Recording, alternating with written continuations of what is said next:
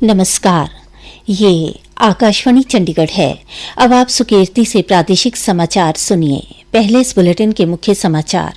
हरियाणा विधानसभा की मेजबानी में चंडीगढ़ में आयोजित राष्ट्रमंडल संसदीय संघ इंडिया रीजन जोन 2 सम्मेलन संपन्न हुआ। सम्मेलन में 40 वक्ताओं ने सर्वसम्मति से 4 प्रस्ताव पारित किए। मुख्यमंत्री नायब सिंह सैनी ने जागृत ग्राम पुरस्कारों के तहत 6 ग्राम पंचायतों को सम्मानित किया। मुख्यमंत्री नायब सिंह सैनी ने आज विभिन्न योजनाओं की कुल 2,697 करोड़ रुपए की राशि जारी की। केंद्रीय संचार मंत्री ज्योतिरादित्य सिंधिया ने कहा कि पिछले 12 वर्ष में केंद्र सरकार ने प्रधानमंत्री नरेंद्र मोदी के नेतृत्व में अभूतपूर्व कार्य किए हैं। और मुख्यमंत्री नायब सिंह सैनी ने 17 जिलों में 350 अटल पुस्तकालयों का लोकार्पण किया। अब समाचार विस्तार से। हरियाणा विधानसभा की मेजबानी में चंडीगढ़ में आयोजित राष्ट्रमंडल संसदीय संघ इंडिया रीजन के जोन 2 सम्मेलन के आज दूसरे दिन प्रथम एवं द्वितीय सत्र में भविष्य की चुनौतियों से निपटने और वर्ष 2047 तक विकसित भारत के लक्ष्य को प्राप्त करने में जागरूक समाज एवं विधायकों की भूमिका विषय पर मंथन किया गया। तीसरे सत्र के उपरांत मीडिया के साथ वार्ता करते हुए राज्यसभा के उपसभापति श्री हरिवंश ने बताया कि सम्मेलन में अलग अलग राजनीतिक दलों और अलग अलग विचारधारा के 40 वक्ताओं ने मिलकर संवाद किया और सर्वसम्मति से 4 प्रस्ताव पारित किए। कार्यक्रम और जन जागरूकता पहल के माध्यम से विधि निर्माताओं और नागरिकों के बीच निकटता सुदृढ़ करना। संकल्प 2, निरंतर प्रोफेशनल प्रशिक्षण, बेहतरीन व्यवहारों के आदान प्रदान, आधुनिक तकनीकों के उपयोग और बेहतर अनुसंधान सपोर्ट के माध्यम से विधि निर्माताओं की क्षमता को सुदृढ़ करना। सम्मेलन ने माना कि प्रभावी शासन के लिए जानकार और सक्षम विधि निर्माता आवश्यक है। संकल्प 3, विधायी निगरानी को सुदृढ़ करना, लोकतांत्रिक प्रक्रियाओं में जनता का विश्वास बढ़ाना और नीति बनाने व उसे लागू करने में नागरिकों की अधिक से अधिक भागीदारी सुनिश्चित करना। उन्होंने कहा कि पहले प्रस्ताव का उद्देश्य संवैधानिक मूल्यों को बढ़ावा देना और तकनीक का जिम्मेदारी से उपयोग करना है ताकि एक ऐसा समाज निर्मित हो जो जानकार, जागरूक और सशक्त हो तथा विकसित भारत 2047 के विजन को प्रभावी योगदान दे सके। अंतिम और छठे संकल्प को लेकर उन्होंने बताया कि सार्वजनिक सेवा प्रदायगी में पारदर्शिता, कार्यकुशलता और सुलभता बढ़ाने के लिए डिजिटल तकनीकों, AI यानी कृत्रिम बुद्धिमत्ता और डाटा आधारित निर्णय लेने की प्रक्रिया के अधिक उपयोग को बढ़ावा देना है। हरियाणा लोकसभा के अध्यक्ष हरविंदर कल्याण ने बताया कि आज लगभग 5.5 घंटे तक चर्चा हुई है। लगभग 5.5 घंटे तक आज चर्चा हुई है और उसमें लगभग 40 सदस्यों ने, पीठासीन अधिकारी और अन्य सदस्यों ने इसके अंदर अपना विषय रखा है और 4 प्रस्ताव पास भी हुए हैं। और साथ ही इसके बाद अभी वैलिडिक्टरी सेशन होगा जिसमें हरियाणा के माननीय राज्यपाल प्रोफेसर असीम घोष उसके अंदर हिस्सा लेंगे। साथ में माननीय लोकसभा अध्यक्ष और माननीय उपसभापति राज्यसभा उसके अंदर मुख्य रूप से उपस्थित रहेंगे। और उससे पहले सभी माननीय सदस्यगणों के लिए एक आर्टिफिशियल इंटेलिजेंस को लेकर एक छोटा सेशन रखा गया है कि किस प्रकार से हमें भविष्य में टेक्नोलॉजी के साथ जुड़कर आगे बढ़ना है और किस प्रकार से हमें आर्टिफिशियल इंटेलिजेंस को अपनी कार्य क्षमता, कार्यकुशलता को बढ़ाने में हमें इस्तेमाल करना है। मुख्यमंत्री नायब सिंह सैनी ने जागृत ग्राम पुरस्कारों के तहत प्रदेश की 6 ग्राम पंचायतों को विकास, स्वच्छता और सुशासन के नए मानदंड स्थापित करने के लिए सम्मानित किया। उन्हें 1,66,00,000 रुपए की पुरस्कार राशि दी गई। मुख्यमंत्री श्री नायब सिंह सैनी ने कहा कि भारत की असली शक्ति हमेशा गांवों और पंचायतों में है।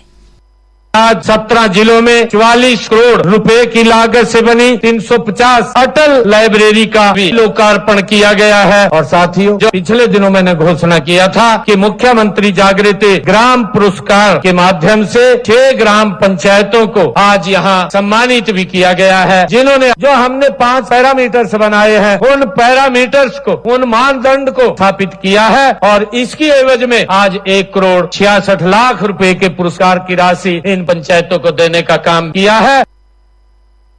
इन पंचायतों में फतेहाबाद जिला के गांव जांडली कलां की ग्राम पंचायत को 51 लाख रुपए, चरखी दादरी के गांव झिंझर की पंचायत को 31 लाख रुपए, अंबाला की साहा की पंचायत को 21 लाख रुपए की राशि प्रदान की गई।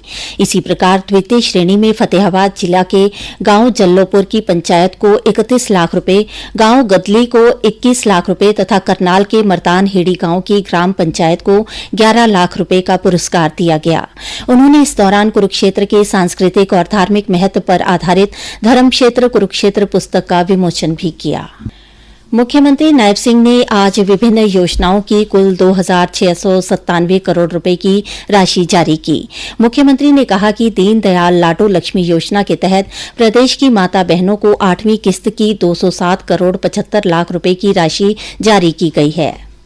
दीनदयाल लाडो लक्ष्मी योजना के तहत हमने 8वीं किस्त जारी की है, जिसके माध्यम से आज महिलाओं के खाते में 207 करोड़ 75 लाख रुपए की राशि पहुंचाने का काम किया है। चाहे हमारे बुजुर्गों की ये सामाजिक पेंशन की बात है या विडो पेंशन है, ऐसी सब पेंशनों को मिला करके आज 1,151 करोड़ 51 लाख रुपए की राशि उनके खाते में पहुंचाने का काम किया है। मुख्यमंत्री ने बताया कि दयालु योजना के तहत भी पीड़ित परिवारों को 169 करोड़ 50 लाख रुपए की वित्तीय मदद जारी की गई है। दयालु योजना के तहत अगर किसी परिवार के ऊपर कोई दुखों का पहाड़ टूट जाता है तो सरकार उसका सहयोग करती है। हमने दयालु योजना के तहत आज 4,538 परिवारों को 169 करोड़ 50 लाख रुपए की राशि जारी की है और ग्राम पंचायतों के विकास कार्यों के लिए 1,056 करोड़ 75 लाख रुपए की राशि खाते में डालने का काम किया है।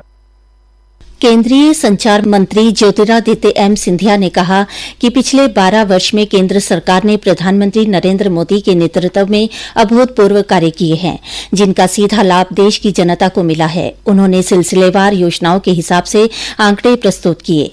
केंद्रीय मंत्री रोहतक के वैश्य कॉलेज सभागार में केंद्र सरकार के 12 वर्ष पूरे होने पर आयोजित विकसित भारत संकल्प सम्मेलन को संबोधित कर रहे थे।